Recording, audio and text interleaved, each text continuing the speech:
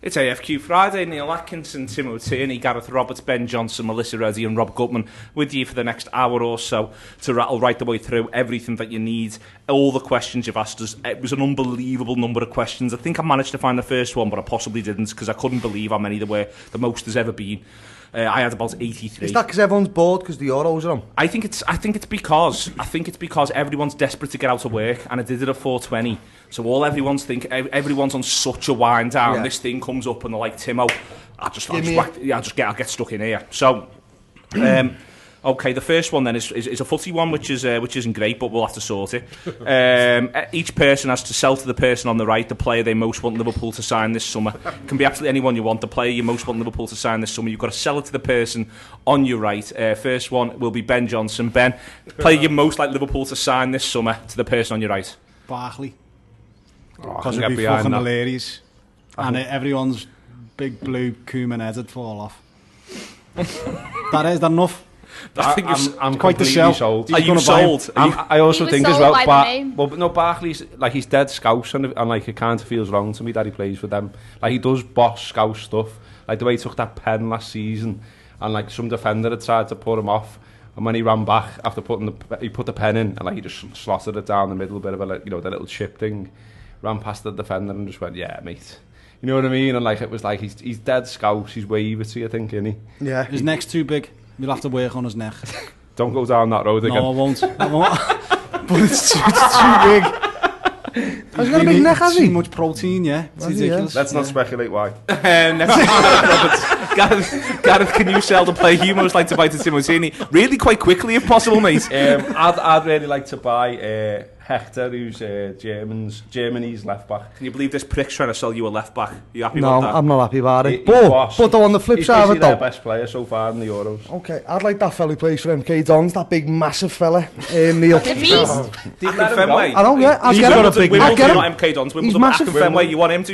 Yeah, I want him. Concept, I think. He's an actor in here as well. So he's a red as well. Yeah, exactly. I want him. Knock him round on a free. Can we get him? Yeah, knock him round on a free. Bring him on FA Cup game, Coca-Cola game. He'll be great. He'll have a laugh. Yeah, you know what? I love him. Have you got a shirt big enough for Warrior? What's big enough for him? I don't know. Warrior shirts are small, aren't they? So I couldn't imagine one of them would fit him. He'll rip it every time he plays at home. Get him signed up. All right. I will sell to Mel the idea of what are these showing each other here? Come on. It's the picture of Nevin. Play really? Oh no, not right now. Not right now. No, not on mic. Not yet. Not on my watch. No, another one. Another time. Raheem Sterling. I'd like us to go hot and heavy for Raheem, bring him back, and say, here we are. This is what we're about. Play him through the middle of the pitch. How much? I'd probably go about 35. No. No, not selling it at all. No, not for 35. Definitely not for 35. £35. Laughing that. It's a good deal, that. 35 million quid. Raheem Sterling back, running games in the middle of the park for Liverpool. Not for 35 million. Not after the shenanigans of last season. It's a great shame. Last summer. So you're going to sell to Gutman? He's going to say no unless he plays up front. Well, no. I am in the business of getting other teams to absolutely shit themselves, so I'd love Liverpool to bring Luis Suarez back. I don't think you're going to say no, so... Okay, Mel. Imagine the terror in the Premier League. How much? Come on, how much? Well, Barcelona at the moment, their entire transfer budget, this is Barcelona, 50 most well-followed club in the world and stuff. They've only got 60 million euros to spend. How much? On everything, 60 million for their entire revamp. You think we can talk them into it? Nah, we definitely can't. But this is AFQ. Anything goes. So. Mel, I'm sold. Rob's selling all his. Lewis. Yeah, we're selling all Rob's businesses to bring him back. Okay, the premise of this is a bit of a left field choice. About 3 weeks ago, this would have been a clear one, but I've watched him twice now for England and he's shit. But I would have been trying to sell you Jamie Vardy. He's all right, I know. Why does he wear that wristband? I'm the worst guy. Yeah, I know, he's a terrible, terrible cunt. I made that up. But it was a guess. Well, I wasn't an allegation. He listens to this as well. Yeah, he does. He's a big fan of the show. You know what happens when you chat shit? Yeah. Do you know what? The bins it is then. I can't believe John seems determined to put Robbo back on the bins. I like to say back on the bins, even though he's never been on them. Go ahead, Rob. No, fuck off. I've got nothing else. I just wanted a bit of his lightning pace and superb finishing. So shoot me. But no, he's a terrible lad. He's a bad one. And he's looked. And I've just watched him the last 2 games close up. I thought, I wouldn't want to have to watch that. Not his fucking 2-dimensional head. Triangle. Looks like Mr. Rush. Tons of footy. He does look a bit like Rush. Tons of footy Unless questions. don't answer. You don't have to. I like to ask them. I like to ask the questions in the order that they come up to say. I think I got the first one. Favourite ever Sunderland player who has no association to Liverpool? Rob Gutman. Just because it's no association to Liverpool. Well, at the moment it's Jermaine Defoe. Okay, that's fair enough. In fact, I'm selling you Jermaine Defoe, by the way, not Jamie Vardy. Okay. Oh God! Ben Please Johnson. don't accept that bid. Favourite ever Sunderland player? They've had loads of them. Think of any good ones? Mansfield Stamp. There we are. That's a solid shout straight away. I love One you can get behind. Who? Phil Stamp. Oh, what a guy. What about Cats? Catamol? No, fucking. Who? I struggle with Catamol because he just kicks it out. He just kick it out loads. He doesn't kick it in. I'm not a fan of people just kicking it out for a laugh. I don't know any. I've seen no notice of them. Not Kevin Phillips, Niall Quinn. I like Big Niall. Thanks. I hated them. Big Niall. Gareth Roberts. The only one I can think of, and it's not for great reasons, but I'm going to go with Nyron Nosworthy or whatever he's called. What? The only reason because... But he didn't exist. He did. Nosworthy, I signed him on Champ. But you know why I'm going with him? Because... you know the way tabloids do that thing when like there's been a story and like so there's a story of a certain ilk and then they make an 11 of names that are like that. Do you know what I mean? So there'd been a drug scandal. I can't remember what the drug scandal was, but we did an 11 of players. When you were at the Sport? When we were at the Sport, players who sounded like drugs. So there was loads of like Michael Brown and all that. You know what I mean? That was easy enough. But we were starting to struggle. Like we got so many, and we were like, fucking hell, we're struggling here. And out of nowhere, I got Nyron Nose Candy, and everyone was like, "Sam, that's near enough." And he went in at centre half. And so, I'm having that. My one, I can't actually think of many Sunderland players, but the one that I actually did like, but this is because of the African connection, was Asamoah Gyan, who was an incredibly... He was a cunt, him. Oh. I fucking hated that bastard. Why? He's had it coming. Why? He's had it coming, Jan. He's had it coming. Go on. Well, you didn't expect that now, did you? No. That's all. She hasn't done AFQ before. There you go. This is I'm what it's sorry, like. but he's a cunt. I'm sorry, but he is. Me and Ashran have issues. I hate him. Do you? Like What's he done to you? I heard stories about him, right? Because I worked with a guy, a Nigerian guy, right? And allegedly, I knew someone who was the guy. Timo, Robert just wants to get through this in one piece, mate. Let's get sued. Sorry, Come on, no lawyers on my case. Go on, Miller. So make your case. Make your case. I wanted to hear this, but Well, because he was one of the fundamental reasons Ghana got so far in the 2010 World Cup, did bus dances, but he then completely lost my affection and stuff when he went for big money to... Where did he go anyway? Saudi Arabia or somewhere. Yeah. Saudi in his prime still. In his prime still. But like I said, I can't remember much Sunderland players. Fucking kids. No, he went to school. His name's called Pam. How is this your business? Parmesan, his name is.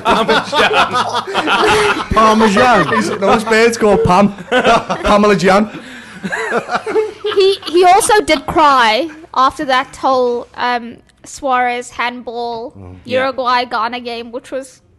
It is always quite weird to see a grown man cry in front of you, especially when it's like for football reasons. So I've always still got that image in the mix zone, like him walking through and being completely... Did you see that Polish lad on the Germany game last night on the telly? With the Jumbotron went onto his face. No, there was an English lad as well who cried at one... That was a Welsh lad. Welsh he was. No, there was an English lad as well, wasn't there? But this Polish lad, they went on to him, and there was no reason for him to be crying. His mates were all around him. He's in the Poland-Germany game last night, and he's in floods.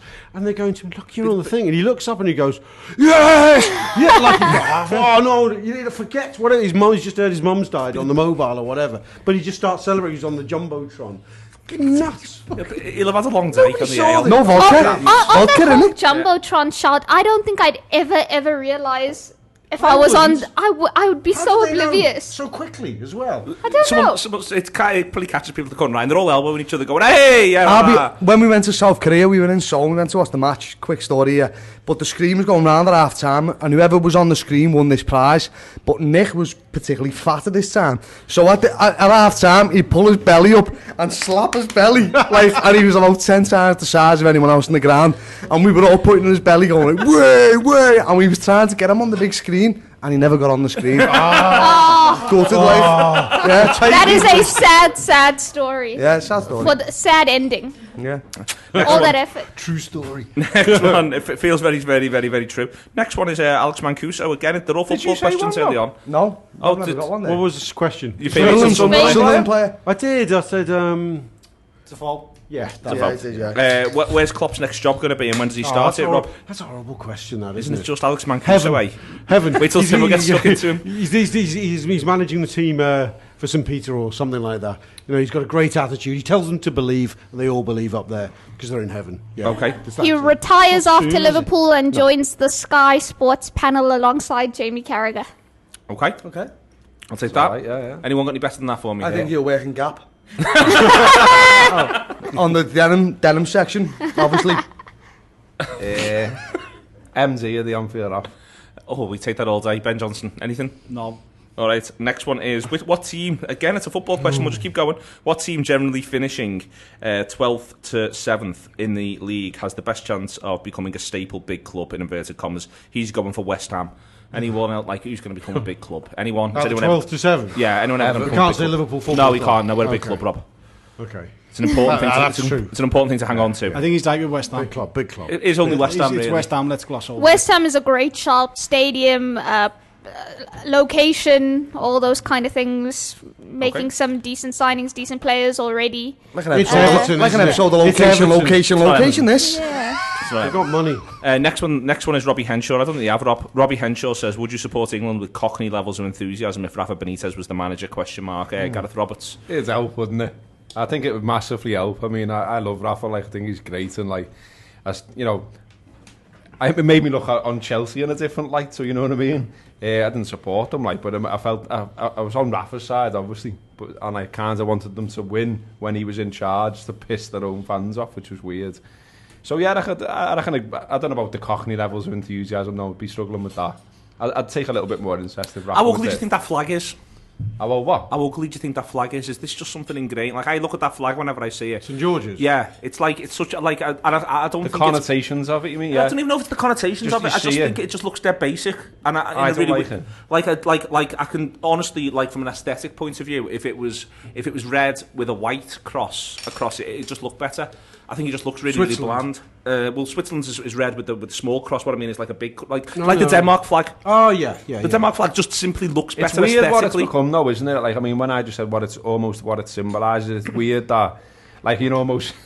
I know this is wrong, by the way, but anyone who has one of them flags, and it's not in the context of football or whatever, these mad people who have poles in the garden with the St George's flag on, I automatically think racist. And that's a bit mad, isn't it? We do, and it's correct. But, it's actually... The town hall's got the St George's flag on in Liverpool. I know. I've got one in my fucking garden, Rob. I'm wearing St George's undies at the moment, mate. But you know what? I keep coming back to this. When you see the Brazilians do it, when you see the French do it, when you see all of them bashing out their anthems, it all seems a little cooler than ours do. Because it is cooler. Every other nation's patriotism is well better than ours. You hate your own nationalism because you know what it means. Is that just us, though? Is that the better than ever, you know? It's the same reason why we hate British managers, because we know they're kind. We know Pardew. If Pardew was Spanish, you go, oh, look at his suit and his hair, and he's not fat. You go, and he speaks the language. Oh, he must have something about it. But it's like the Euro trash commentary over the top. We know who Pardew is. We know he's a middle management biff. We know, and someone with a red cross on their face, you know what kind of a wanker he is. But some Brazilian girl who puts a yellow t-shirt on a blue cross on her face, she's the coolest thing going. That is just life. But do you reckon the other nations do that? So the other nations see that girl, the Brazilians look at that girl and go, whoa, racist. Their little pocket of sort of what's the word, of culture. Scouse Brazilians. Scouse Brazilians in Brasilia in some little suburb are going, fucking Maracana bastards, with their maracas and their yellow shirt, wolves. That's what's going on, but the majority of them are just getting on with it. There's the grim truth. I always just think of Wolf off Gladiators when I think of England playing. No, like, I imagine Wolf Jet. in the crowd. No, Wolf. Fuck Jet. Wolf in the crowd with his face painted white and red and like going off his tits like Braveheart almost, but for England. No, that's the way I see England. That would be good. That'd be better than that band, though, wouldn't it? Which band? Hard Fight. No, the band. No, they played in at the FA Cup final. The England band that them plays the Great Escape. Fuck off, lads. What's the point at which this city started being anti-England the way it started being? Because it wasn't in the 80s and maybe early 90s. Hang on, when that game was on, right, we said, as a company, that sounds massively well done it, but we were like, we'll all go out and we'll watch the game, right? And so we ended up for the second half in the First National, which is a big-sized boozer. Yeah. And it was full. Chocker. And when England scored, everyone cheered. So 72% of Liverpool's now students, though, isn't it? So 72.6. Loads of them are old fellas, though, to be fair. Students. People no age with being a student, mate. People support England in this city. Don't forget, there's still a massive Protestant community in Liverpool, which are very, very, very, very patriotic English. And there's also an English community which are going to support England, not France or Brazil. Yeah. You know, people love it. I was the only one in work the other day, sat there watching that game, who didn't really celebrate. Everyone was up, going berserk.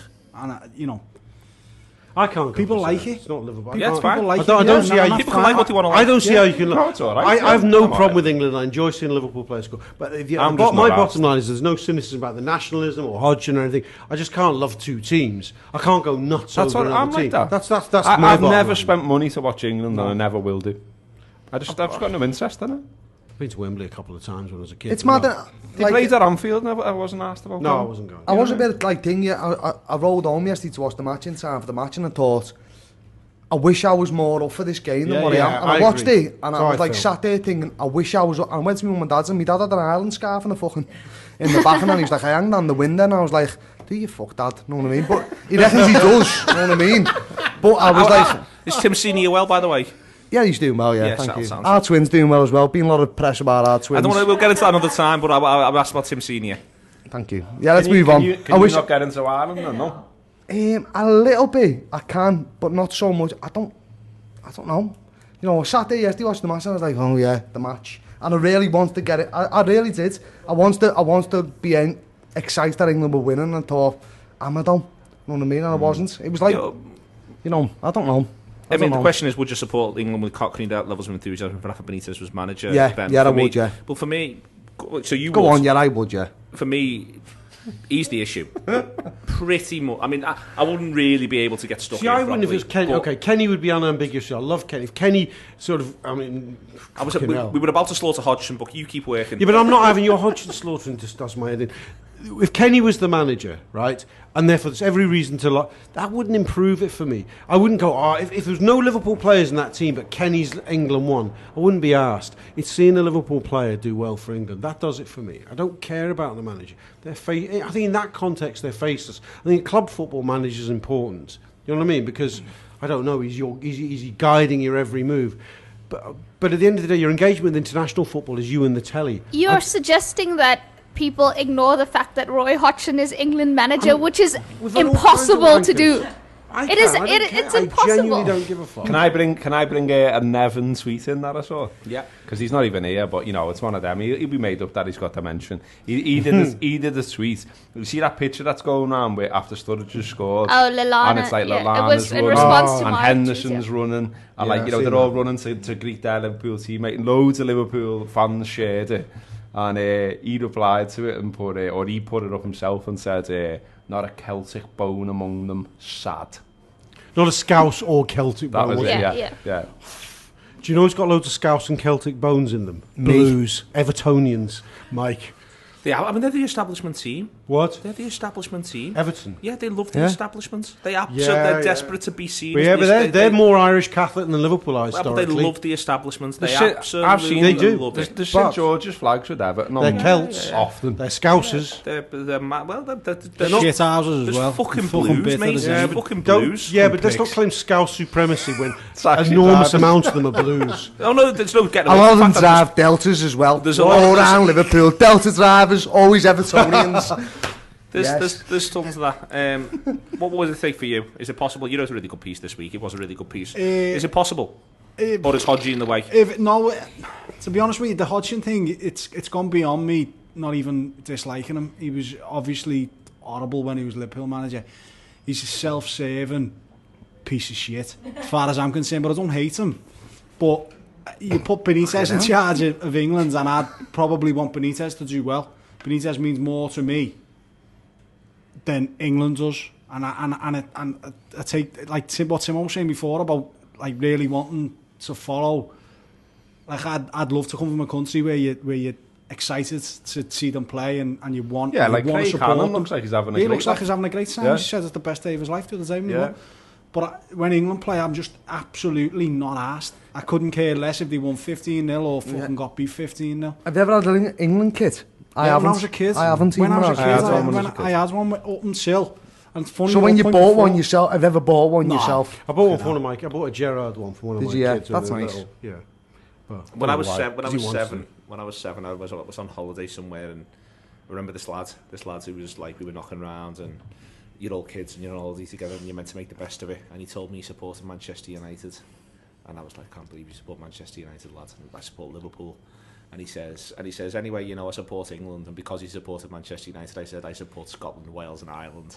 And I honestly remember the like that moment of saying that, because just to be a knobhead, just because I wasn't prepared to make common cause with this fella. He was made this young lad, this 7-year-old. He was sort of trying to make an effort, and I was like, I'm not having anything to do with you here. If we're going to start going down this route, I'm I'd like Scottish. The Scotland kit with the Umbro one. That must be about 89 or 88 or.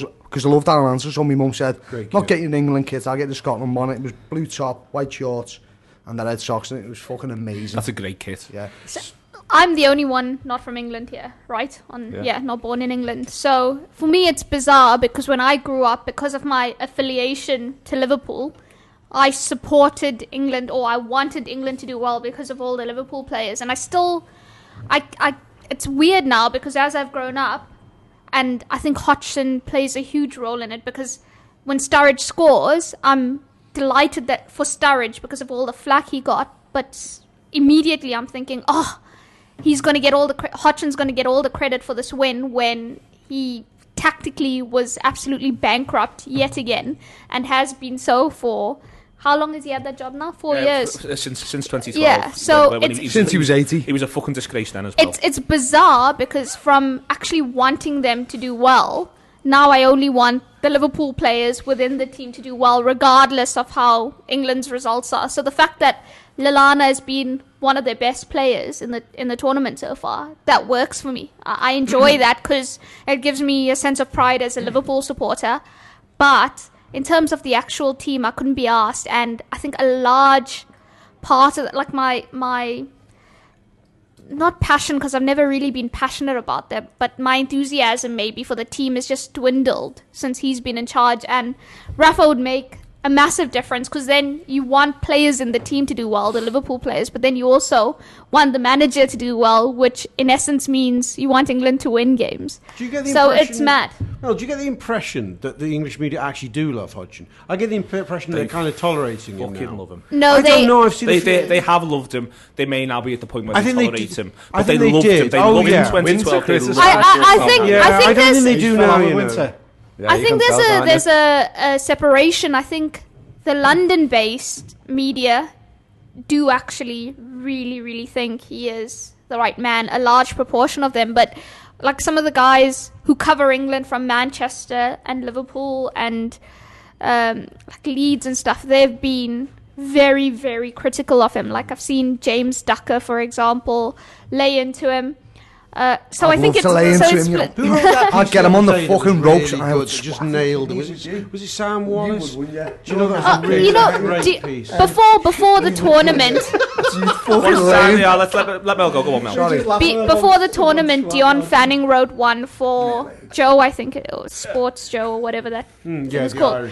And it was absolutely incredibly spot on. And any Liverpool supporter who read that article would be like banging on tables, getting on the table and being like, preach, brother, preach. That's the Irish thing, and that's not the English media, and this is where it's more important when the English media do it. Because the thing is now, the realistic thing is that what happens now is England go out in the last 16 or the last 8, and he's not disgraced, and he should be disgraced and because he's disgraced.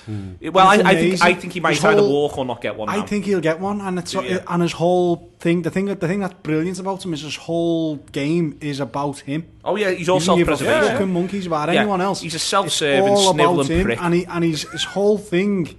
He actually said it the other day after the game. He said, "I'm made up going into the last game. The sword of Damocles isn't hanging over my head. Over my head. Over my head. My head. Because this is all about me." Those substitutions as well. Bringing on Vardy and Sturridge is not thinking, oh, you know what? I actually got it. It's not. I've got it wrong at the start or whatever. It's okay. I'm putting them on because everybody wants me to put them on, and if they don't do anything, I can then say, "Well, you wanted them. I'll put them on." Bad narrative. He picked a reasonable team. He made reasonable substitutions. Absolutely not. He doesn't deserve credit for it because. These are just routine football manager decisions. What I don't get is he's been hired by we're acting as though he's been hired by by the people. He's been hired by the FA, who since time immemorial have picked. No one called for his fucking head after the last one when he got England's worst ever result in a World Cup. Popular opinion did not turn against him. At no point did it turn against him. Everyone went, "Oh well, he's all right," and the players aren't. You know why he's got away? He's a fucking disgrace. Yeah, he's got away. He's got away with it because expectation with England has fallen through the roof. But that's him. That's what he does. That's his skill set. That's his speciality. No, but it had fallen anyway. People don't expect England to win the World Cup anymore. That's what he did when he came to us. To beat Costa Rica. That's what he did when he came to us as well. It was all about, it's a great, fucking formidable Northampton and all this shite. It was all about, we were in like the worst position since the 50s, and he was going, well, this is where we are, and the great Jose Mourinho says, any fucking manager would struggle at this club. Fuck off, just retire from football. He's shite, mate. You don't care about England, you're worried about the manager too much. I care about England. No, I care about England. I want them to get fucking destroyed whilst he's the manager every single time. So he goes, I want him destroyed. So he goes, I want him out of my life. I want him finished. I want Gareth Roberts Rafa's taking charge. with Roy Hodgson against the ropes, laying into his fucking kidneys. That's what I want. Who told us? Underestimate him, you know. Oh, he'd be slippery. Get his fucking big massive cock out and let's keep going. Let's keep going. Fucking Zeds this is the fella who, when he was Liverpool manager, slagged off the supporters for protesting against the ownership. That was downright toxic. He's shit. He's awful. I don't want to talk about him. But this is the point: is every single moment of success for England will become a moment of success for Roy Hodgson, because that's what he does. That's the problem. If that wasn't what he did, and as for the idea of, you know what, I could get behind this England squad, this one right now, which is full of young lads who are trying to play decent football, if they had an actual manager who didn't absolutely physically revolt me every single time I've got to engage with him. Maybe if he had a heart attack in the next game. Well, we're not going to say things like that, because that'd be perhaps stepping it a step too far. But you know, I'll gladly watch pictures of Sam Allardyce punching the air in Marbella to Rihanna and go, you know what, there's a man who could lead a nation. And I'll look at that and I'll get behind the idea of something like that, even though I think Allardyce is a knobhead, but at least he hasn't been, quite literally, and this is a really important thing. So you don't want him dead, you want him in jail? Roy Hodgson's been a knobhead to me. He's been a knobhead to you. He's been a knobhead to you. You. He called you a cunt. He called you a cunt, and you're acting like, oh well, he's just some fella. He said he's not Liverpool manager anymore. But when he was, he called you a cunt, and he was a knobhead to you. And we wanted him sacked, and he got sacked. Yeah. So the way this remains is you want him destroyed. You want him in a ditch. You want him done. You want all of his credibility absolutely shredded. Not dead though. No, he can be in a ditch and alive. Poorly, his wife leaves him. Maybe financial ruin. What do you want for him? Where do you want him reduced to? Away from football. I'll tell you what I want. I just want the idea he's a venerable football man who should be respected, to be absolutely finished in this country. And it's not going to be now. Never work again. Get the last 16 and last Never work again. Yeah, never work again, yeah. Yeah. Okay. Because he's got money. I just want to find the point of hatred here. I just want to know. He's on £5 million a year. He doesn't need to work again. He gets his payoff. He gets sorted out. And he gets boxed off. Lads, on That's it what he watches. because we get fucking 4 more years of pictures of Roy Hodgson looking fucking crackers. Boys, you need therapy Doing on the this. conga. Right, let's Yeah, maybe move we on. do need therapy on this, because the fact of the matter is, what he did when he was Liverpool manager was just simply downright disgraceful. And it was downright disgraceful. He's It was a bully disgraceful as from the well. day he came in. He's a He's a fucking bully, he's an unpleasant person. The way in which he was to the press at that period was a fucking disgrace. The things that he said about people with Scouse accents in that period was a fucking disgrace. Every single thing about the man is a disgrace. And so what you want is for him to go. You want it to go, oh, well, it's great when his England team wins. We all get to have a fucking nice time. He pisses on this city. It's very Oh, Neil, pisses get on off this your city. high horse. I'm on my high horse. I'm on my high horse. Rob, hyped up shit. It's not hyped up shit. It is bullshit. It is. Right, It isn't. move on. Rob, would you rather have a starter or dessert? Starter, because it's savoury. Okay. Dessert. Dessert is Mel ready. Ben Johnson, starter. Starter or dessert? What? Dessert. Timo. Dessert. All right then. Stephen wants to know. Would you rather have a starter made by Roy Hodgson Would or you a rather? dessert made by Klopp? Rob, we've moved on. Stephen wants to know. Do you use? Leave it, Rob. Leave it, Rob. Come on. Fuck's sake, Rob. away. I get a bit carried away myself. Stephen wants to know: do you use manual or electric toothbrush? Is the flossing and mouthwashing happening? Mouthwash happening too? I'm very interested in this. Come on. Manual. Right. Here we Last Friday, going to the gig in the Pierhead, Alright. I started using a electric toothbrush. Been blitzing me fucking teeth 2 minutes until it vibrates. Stopping. That's me lot. Walking to a gig, spits on the floor. I don't usually spit, but I did. Blood in me spit, right? Blood in your spit. He's a Right, about 30% blood, 70% saliva. I thought, fucking hell, that's not very good. So I was the gig, said to Dominic, don't feel well, spat blood. Hypochondriac Dominic goes, lad, you'll be alright, you're alright. Have a little chat with me on the side. Done the gig, felt alright. Friday after, in work, spit in the toilet. I thought, fucking hell, there's blood again, me spit. Must be this electric toothbrush. Wake up on Sunday night, spits blood. Thought, oh, Jesus, tonight I'm dying. I have got AIDS or something, I'm dying. Alright, something else than AIDS. Goes to walking centre. The one that said, walking centre. right. On the back of honestly, spitting, you don't spit and blood's not a problem. no, it was like an omelette of blood, mate.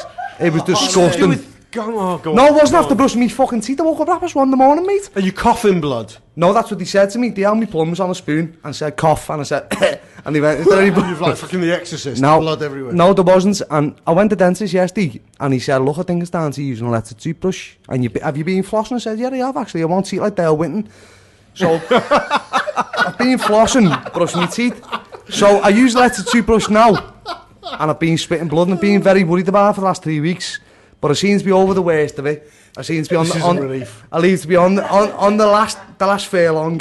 And I electric toothbrush You all know the way. the blood, you build bacteria up in your gums. You know when they say brush your gums, right? This is fascinating, this Yeah, for go on. myself here. But you know it's brush your gums. Got everything this for you. You build bacteria up in your gums because you know my wife and you know what she's like. She makes me like it this way.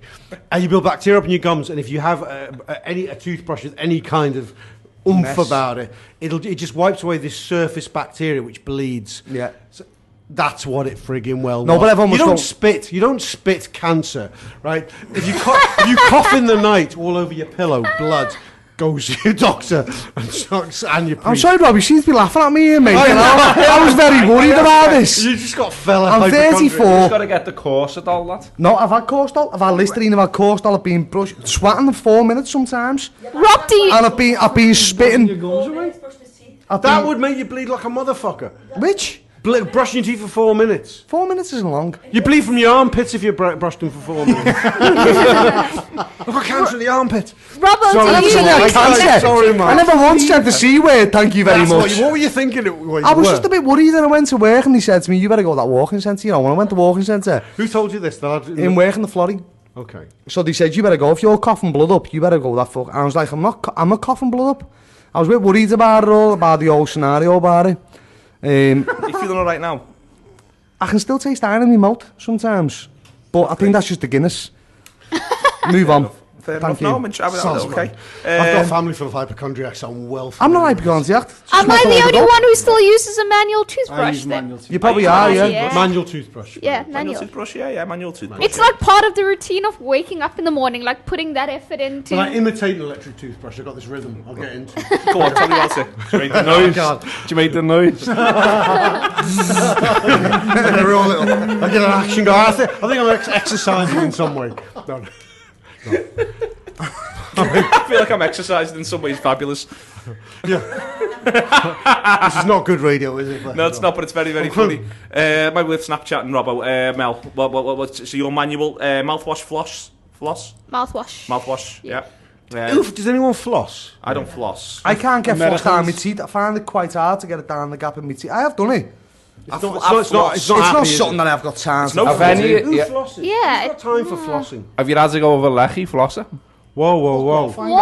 What? Yes. Wait. This no. exists. A This, lecky flosser. this exists, right? What it is, because Kelly, my partner is obsessed with teeth and the whole process. I'm literally asks for a birthday in Crimbo, like 70, 80 quid, 90 quid, like Lechy toothbrushes and that. And I'm Wow. like, this is I the hope you tell her no. No, I'm like, this is the most boring prezi I've ever Wow. heard of in my life. And she's like, it's what I want. And so I'm like, sound, I'll just get it then. And she asked for one of these like Lechy flosser things. And I bought it and I was like, what is this? You know what I mean? And like, she uses it and like, I hear these strange noises in the bathroom. And I'm like, That's not the Yeah, electric floss, lad. aye. Mel. But I fucking Mel's gone there It was early. going to be you blowing the zone. Oh, Anyway, but no, so one night I just thought I'm gonna have a go with this and see what it's all about. And like, obviously it's Stuck up. no, you put it on the gaps between your teeth. Yeah. And you press the button and it basically blasts through the Helen's gap. got one. Yeah, A water pick it's called, yeah. She's Water got pick, one. there you go. She So can't use it though, I'll So be you honest. load it with mouthwash, and then it blasts between. And like the first time I had to go, my mouth was everywhere with blood. By the way. Like an enema for your free teeth or I something. don't know who is this Robbo. Electric toothbrush, electric flosser. Gorgeous, he's about 60. And he's gorgeous. Who is this Robbo? He's fucking fabulous, look at him. I know, he is. I look double his age. I'll be honest, I'm about 10 years younger than him. I look fucking No, about 10 we've- years older we've than He him. has got discussed good this. teeth. Yeah. He has got good teeth. Kelly, fair play. No, we've discussed this. We've discussed his looks ad nauseum, but I just Ad nauseum. can't imagine Robbo, like, you know, lives in Scouse Orton. He Robbo. lives in Orton. Orton. Gorgeous. In Orton. They Just get fields. He doesn't get in the golf club if he doesn't floss. I had a last year. I had a scale and polish thing on my teeth, and that's the first time I'd ever had it done. And the dentist does it, and she's going through and she's working through, and things don't feel great, and I'm having to really and she's going, can you just try and keep your tongue not a under great control? experience, is it? And it's all horrible, and I'm all over the place, and I'm trying to be in a happy place, and blah blah blah, and just try and calm down, and it's horrible from start to finish. And she says, I don't want you to be alarmed. There might be a bit of blood. I was like, I'll measure the state of my own alarmness when I spit in a minute and see how much blood there is. There's tons of blood. Absolutely gallons of the stuff. Isn't it mad in the dentist when they give you that like injection, but then like they do your teeth and then you got to spit in that thing and you feel like a proper gobshite. You Yeah, your can't. mouth's everywhere. And you're going, Your mouth doesn't work, yeah. any more water? Fucking John Merrick spitting into the fucking Stephen Hawkins more like me. I'm like Stephen Hawkins spitting in that fucking pear. You may spit now, and he's got some dolly bird in the corner, and your mouth doesn't work, and you Pear. It's Okay. horrible. Okay. Oh, by the way, Ben, you haven't answered this. What's your game? Manual toothbrush. Manual toothbrush. Mouthwash occasionally. Mouthwash now, Real yeah. man. Yeah. Yeah. Thought so. Melissa Reddy, what clothing brand do you spend the most money on? Oh, probably. Your fucking bread stinks. Knocking shit out of his own teeth every day. Go on, Mel. Probably Adidas, because that's actually that's the everyday sort of usage. So I think because it's everyday and I need a lot of it, I end up spending the most money there. Used to have a big thing for bags and stuff like Marc Jacobs and all that stuff, but now I can't be asked anymore. I think it's wisdom that comes with age. But yeah, it's probably Adidas. Okay, Rob Gutman, what clothing brand do you spend the most money on? F&F range at Tesco. No way. which ticks a lot of boxes for me. Florence and Fred. I don't know what it stands. What does it stand for? Actually, it used to be Georgia. It is. It's Florence and Fred. Well, I'll tell you what.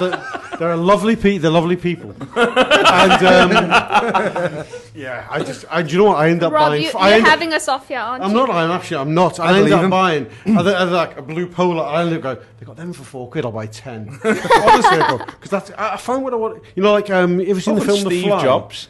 Sorry. It's like Steve Jobs, isn't it? He had the most money in the world, and he just wore the same clobber every I day. can't be asked. I honestly can't. I'm not. It's not affectation. I can't be asked. I did go through a phase of trying to buy a clobber which costs money, and I thought, like you what? know, and then I like fucked. What? Then I fucked it up in the wash. You used to wear like mad Versace jeans in the 90s. Nah, Gap. Rob Gutman, the wilderness. Yeah, big, White jeans. Big gold buckle on the back, like big flowery ones. Oh yeah, that was me. No, I'm fucking hell. The 80s, that's a whole different ball game. I was a child then. A child. No, I've never spent money on clobber. Okay, Timo, what you reckon? Probably Adidas, yeah. 247 pairs of Adidas. 249 probably now. Robbo? Probably Adidas as well, but you know, in recent times, Lyle and Scott, I think, run it close. Oh, loads of Lyle and Scott in that office. To the extent that like people were actually commenting on our daily videos saying, are you sponsored by fucking Lyle and Scott? This is actually not a cry for sponsorship, but if anyone's listening, hello. Yeah. My greatest moment of my life was coming home one day to my mum and dad's, and there was a fucking box in the living room off Adidas. 7 pairs of shoes in it, tacky tops, blah de blah. We'd had one on Field 2 weeks before, what I couldn't be arsed with. But Adidas had sent me fucking clobber, and I was made up. He's that is the dream. Life. Yes. You'd be so happy, wouldn't you, He's Robbo? won Fucking number one. Fuck all that. Gary Ashburn it was as well, thank you very much. Ben Johnson. I'm a big fan of Adidas. I basically do my shopping in Adidas, recent sale, and I go to Spain quite a lot, so I'll do loads of shopping there. Massimo Dutti in Spain, get a loads of Boss clobber. TK Maxx? TK Maxx is a winner, guys. It's a mess, and it's like car boot sale, that Like place. jumble sale, that's why I like it. It is. Tell you what, I'll admit to Zara and Primark as well. Throw them in. Yeah, I don't like Primark for pyjamas, yes. I don't like clothes with where people put their own brands on those clothes. I know coming to Liverpool, people like things with their brands on. They just do. Scousers. Do you think that? Yeah, I they do. think it's actually the opposite. I think No, it's not. I don't think Liverpool I watched is them. as brand heavy. No, I think you go heavy on one thing, and then you might, every single thing you might not you might have on. Yeah. Might not necessarily it's be mad. design. You know what I mean? So you go big on something. So you might have 90 quid trabs on, but on the sly you've got a fucking George t-shirt on. You know what I mean? To be honest with you, it's a bourgeois thing to not like labels, right? There's no doubt about it. If you go to hardcore working class cities, conspicuous consumption is a good thing. I was just in Liverpool. You know, when I was in the bar restaurant industry, you sell far more champagne in Liverpool than you would in London, where everyone was too middle class and up their arse and think they're above champagne. Liverpool go, if I've got a couple of quid on me tonight buying champagne, I want the fucking world to know about it. And if I've got some Versace on, I want the world to know about it because I'm proud of that. And it's a snobby middle class thing to not like. In fact, brands. in South Africa, you actually. It's weird because I was having this conversation with a Brazilian mate of mine, and she was saying the exact same thing. Like in South Africa and in Brazil, once you start making money, you want to have like Michael Kors and whatever other brand You ever is. seen the movie called Shotzi? Shotzi? Yeah. Yeah, you've seen that, South African? Yeah. One of the biggest South African movies of all time, thank you very much. Where are you going with this? No, it's like South African, the movies that they made. Well, there you are. This has been a good question. Yeah, That's but been a good question. Go on, Mel. it's mad because like I thought, like coming from a place that was quite brand heavy, where you've got to be conscious of what you're wearing. I feel Liverpool is the opposite. Like all my mates in Liverpool, and I include like you guys, aren't asked what you really wear. Robbo always has to be in Adidas, and you've always got to be in multicolored something or the other, Neil. So, but that's about it. Nice it's way not to say yeah. though. No, but there's no desperation to be like seen in what is it, Balenciaga or whatever else. There was that massive seat. Remember that massive era when everyone used to wear? We used to walk around in cricket bags. That was like a that was like a massive thing of like shopping in like fucking George in town. There's always been a bit of that though. I mean, like it used to be. Remember, like I got this from Wade's, lad. Yeah, you know what I mean? Big deal. Wade's was massive. The rock climbing wall was even bigger. Wade's did the crossover. Wade's did the crossover from streetwear to That one, it was, yeah. That was a lovely time, mate. No, wait, I knew those people Wade's. don't get that who's listening to this. Yes, we've all get it who live in this city. Is weight still a thing now? Wait, no, it's not. But it was. But they were the lads who exploited. Robert and David Wade Smith exploited the Adidas, the Liverpool lads in Europe, Adidas training, robbing culture and bringing it home thing, and made it mainstream in Liverpool and created. They brought casual culture. They invented casual trainee culture in Liverpool to a degree. Well, they commercialised it anyway, and. If you've ever met them, they're really nice lads, but they are the very opposite of. They've got a double barrel name, and that's not blended family double barreled either. They're the very opposite of Liverpool's lads in Europe culture. Okay, next one's from Shane McGivern. Shane McGivern asks this: Ben Johnson, would you still be living in Liverpool if it wasn't for EU Objective 1 funding? Good question. Excellent question. Good question. And impossible to answer. Yeah, Do you think you would? I think it would. But it wouldn't be as nice a place. Fucking hell. It is a good question. I don't know. It's important to clarify what Objective 1 funding is here, Rob Goodman. Jesus Christ. I mean, you know what? You're talking about Liverpool, the regeneration of Liverpool. I came to Liverpool when Liverpool was not regenerated. It was the anti-regeneration, and I loved it. And I didn't like it because it was like that, but it was when Liverpool was at its hardest in the early 80s, it was fucking brilliant. But I was also very part of a process where you thought, I just hope this gets better for everyone. I want it to be better for everyone. And there's a lot of factors involved in that from all parts of the political spectrum.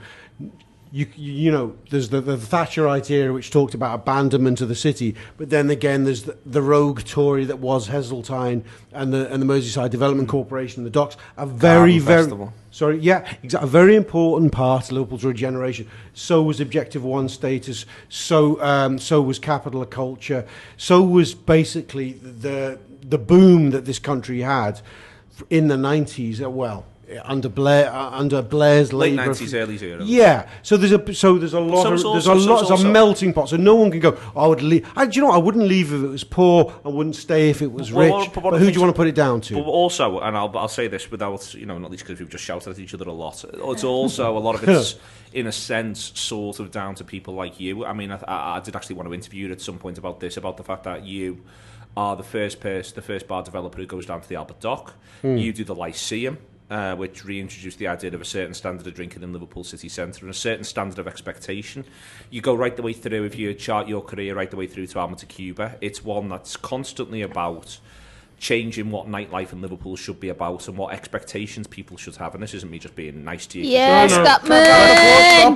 No, I don't want... No, yeah, I know there was a handful of us who happened to come out of Liverpool Uni, I would say, at a certain time, who liked the city and just didn't... the city was depopulating in the late 70s, early 80s. Yeah. Everyone went, even they came to university or they're in business here, they've got the fuck out. And let's face it, the average Liverpool person who did well for themselves, what's the first thing they did in the late 70s, early 80s? They fucked off to Formby. They fucked off to London, right? I was a kid who just liked it, and I liked it because I liked Liverpool Football Club, and it made me like the city. And I thought everything about it was cool and good. And I just wanted to stay here. I hadn't, there's no noble objective other than the fact that I'm not saying it was a noble objective. I'm just saying that you've actually seen this process and documented this process through the career that you've chosen, which is predominantly setting up bars and restaurants, pubs, bars and restaurants. Yeah, in quite an intriguing social historical sense. I think on this question, on these type of questions, it's also important to remember the amount of people that don't actually live in the city, and I'm one of them. Yeah, I'm from Iton, which is like 6-7 miles out. No, but what I mean by this is, and I had a conversation with Alan Bleasdale once about this, who's also from Iton originally, and he said, it's sound that the city turns in a certain way, but what about Waversey? What about Iton? What about all the outskirts where there's a lot of poor people? Bootle is another one, and when people talk about the European money and all the rest of it, when I was growing up in Eighton, and I think I can say this because I'm from there, it wasn't a nice place. It wasn't a nice place. Well, you know, there was a lot of crime. The buildings weren't fucking great. You know, all that. And when things started to happen, there was always big signs with European symbols on them. And I was aware of that from a very young age, that European money was coming into my area and making a difference. And we talked before on this show about how like it was completely and utterly and still is Labour in Eighton, to the extent that you weren't even aware of any other political party. Yeah. No one ever knocked on your door. No one ever engaged with you. It was completely about Labour. So, but, you know, and that's fine. But all I was ever aware of was Labour, European money. Those two things made a difference to the area I lived in, and nothing else. And when people talk about sort of limited political views and, you know, you almost tunnel vision when it comes to politics, well, that's why. Do you know what I mean? And I think it's a good question. And I think as well, like, you know, you look at something like Ireland as well, when, you know, it's changed now and that's got back up on its feet. But there was a time where everyone got off from Ireland. No one stayed in Ireland because there was no investment in Ireland. That was sort of going down the Swanee, if you like, and thankfully it's gone the other way now, and it's, you know, that's becoming a thriving country as well, and great stuff. There's an intonation in the question, isn't there, that without the funds, and would Liverpool still be able to support the population it supports? That's the intonation in the question. What he's asking is, would the nature of the city, would it still be a viable city if without that funding? And I think that it would be. But it would be a million miles away from what it is. Objective one put, I think, was it $1 billion, or is it well short of $1 billion? No, it's not much short of $1 billion. I think it was 920 million. Right, which is a lot of dough, right? But those sort of things are, like several of the other things we've talked about, are catalysts for regeneration. There was a point where when I always remember catalysts are so important. I remember when there was a story from a London company coming up to Liverpool and spending 200 million buying a load of freeholds, and it was going to regenerate what we now call rope walks. That London company did fuck all for years. I'm not going to name them because they're still present in this city, but they encouraged a lot of entrepreneurs I know to get going in the rope walks area and get it moving along. Objective one, $1 billion is it's not a piss in the ocean, but from Objective One, but it is something. It got people like Capital of Culture. I hate to say it, the Duke of Westminster and Liverpool won. The Liverpool won. That is, if you say to me now, just find one thing you can think of in my 20 years, well, not 20, 30 years at Liverpool, which has catapulted this city into a different strata. Liverpool One shopping centre has catapulted this city in a way I've never seen anything else do. Not the Albert Dock, not Objective One, nothing else. I'm not getting the pat on the back because they probably did it for their own commercial reasons, but that has made us go up there. We're nearly Manchester. We were way behind Leeds, we were way behind Sheffield, we were way behind Newcastle, we were way behind Manchester. And now we're you know, you're only looking at London going, they've got. But the thing with Manchester, and people have been talking about it this week, is, and it's it's one of those things that's slightly mad, but Manchester was rebuilt because of the bomb. Yeah, the bomb. Yeah.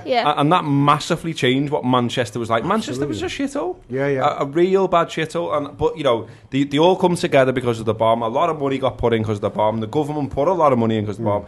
Blah, blah, blah, blah, blah. And, like, it's all being relived again this week because it's an anniversary of it. Yeah. But that in a similar way you just talked about, that massively changed the fortunes of that city.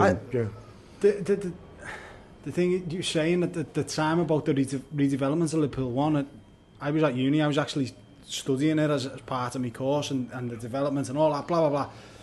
And it was going through, it was going through at a time when the crash happened. And they could have fucking, for 2 years that could have missed that whole thing. A couple of years they would have missed it, and it would have been a completely different city. Totally right, Ben. And I think you've got to give credit where it's due to, you know, the scale of the organisation who built it. All right, sounds, yet they might be, you know, as you said, they might be into it for their own gain and whatever. But in fairness to them, they stuck at it, and they developed. They developed a city when the easier thing to do was to say, "Fuck that! Let's talk out. Let's take our fucking." I think in general, one of the key Liverpool One things is that it's a lot better than it needed to be. Yeah, that's one of the key things I take from Liverpool One. It's a lot better. It's a lot nicer. The quality of the buildings. It's really good architecture. Yeah, it is. Yeah, it's really. It's opened the city out as well. It's not what you'd expect from a development of a city, and that goes to the developers who've done it. And there's a lot of negativity, wasn't there? They've done, done something that's really quite remarkable, and Rob's right, it's changed the landscape of the city unbelievably. But it's mad what it's done to the other end, because I remember when it first happened and I was one of the ones who was cynical about it, surprise. But it was basically, well, you've killed the rest of the town. Yeah. You've killed the rest of the town. But what's happened instead is the rest of the town has become a different place. Like Bold Street now is unbelievable to what it was. You know what I mean? It's a completely different offer, and it's brilliant. It's great. There's loads of places to eat, loads of little independent businesses. And I love that. That's brilliant. But there was a time where you just thought a rich fella has sold a load of land and they built this huge shopping centre and it's just going to kill the rest of Liverpool. Yeah. Liverpool's a wonderful example of a mixed Western economy working well, where you've got public money coming in, you've got the universities have expanded beyond belief, and I think as a credit to the new Labour government of the 90s into the 2000s, fantastic European one money, and you've got incredible more public service work in the city as well in that period. Absolutely, fantastic public project. It's great to see that hospital as well, by the way. And quite frankly, rampant opportunistic capitalism working alongside that. Because I won't give what's the word, a philanthropic benefit of the doubt to the likes of Peel Holdings and to the Duke of Westminster, but those projects combining with Objective One, combining with what Labour put in place in terms of all manner of things, have combined. Liverpool is an absolute model city, although it's got miles to go because there's huge parts of it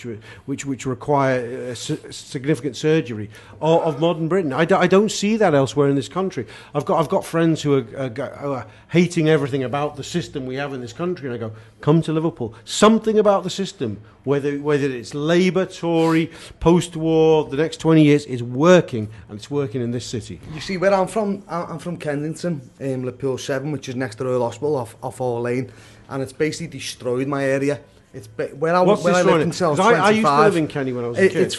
It's a mess, mate, around there. Don't you think immigration's it's saving Kenny for me? No, I don't think about immigration. I think about my mum and dad still live in the house I was born in, and they moved there from Stanley Park Avenue.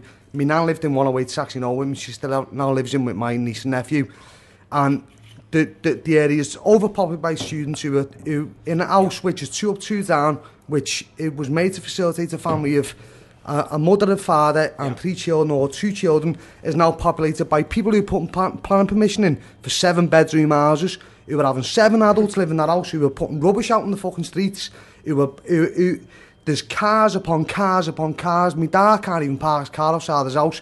They knocked down every single shop on the front of the road. Kensington's now, they put these grass fucking verges on the front.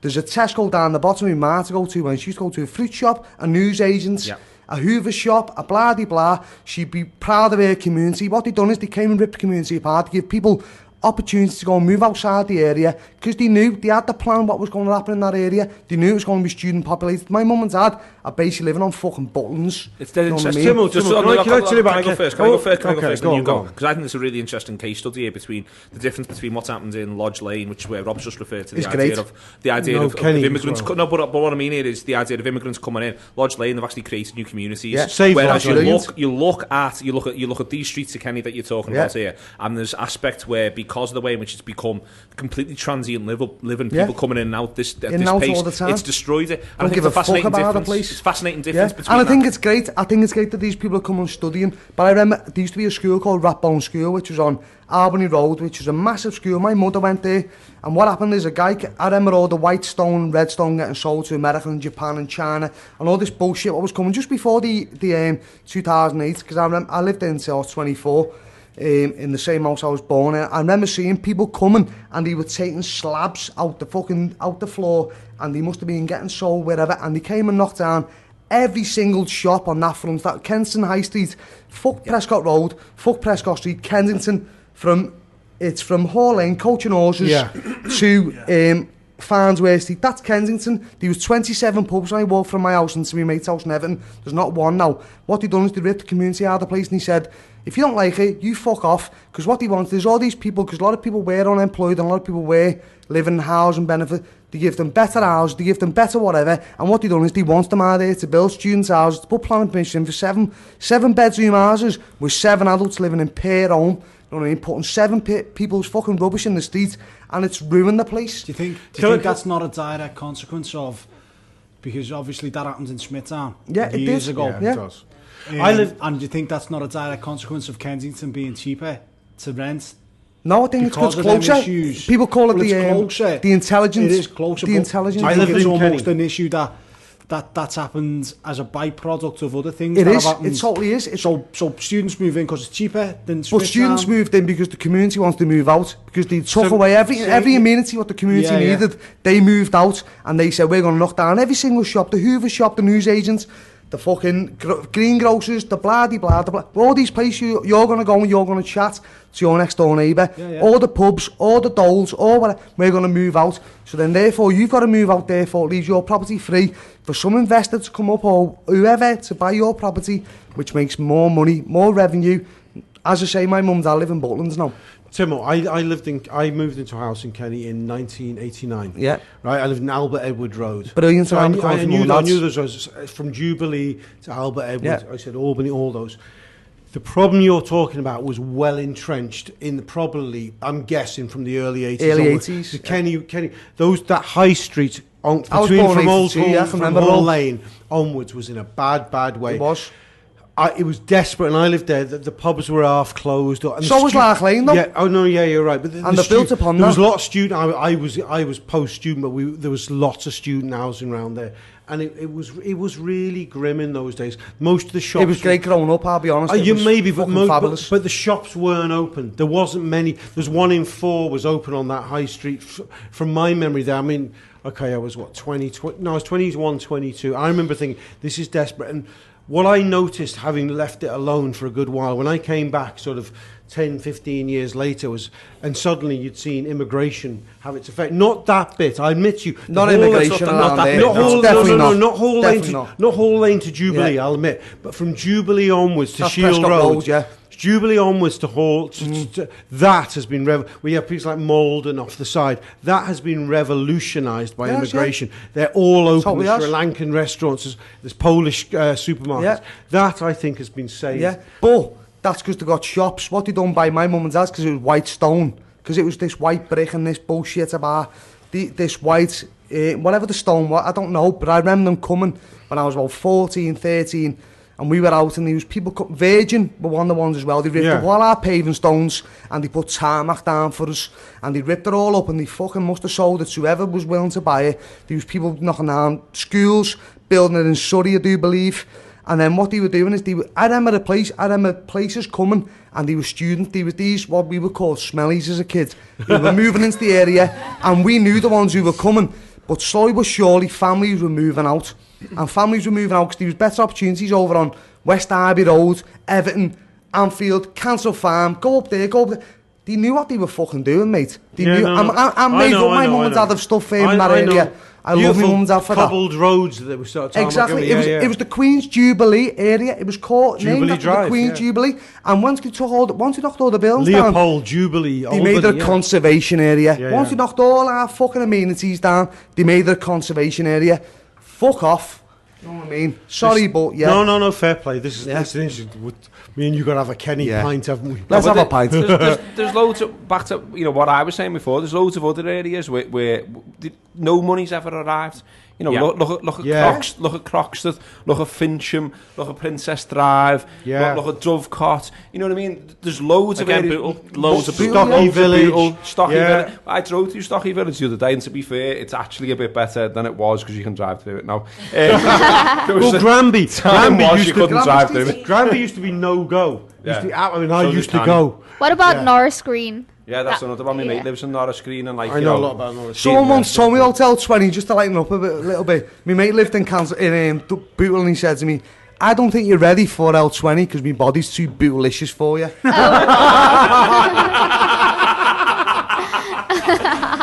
you to Timo, thank you to Gareth, thank you to Ben, thank you to Rob, thank you to Melissa, thank you to Sean for producing. That's been AFQ Friday. I think we've done practically everything you want there.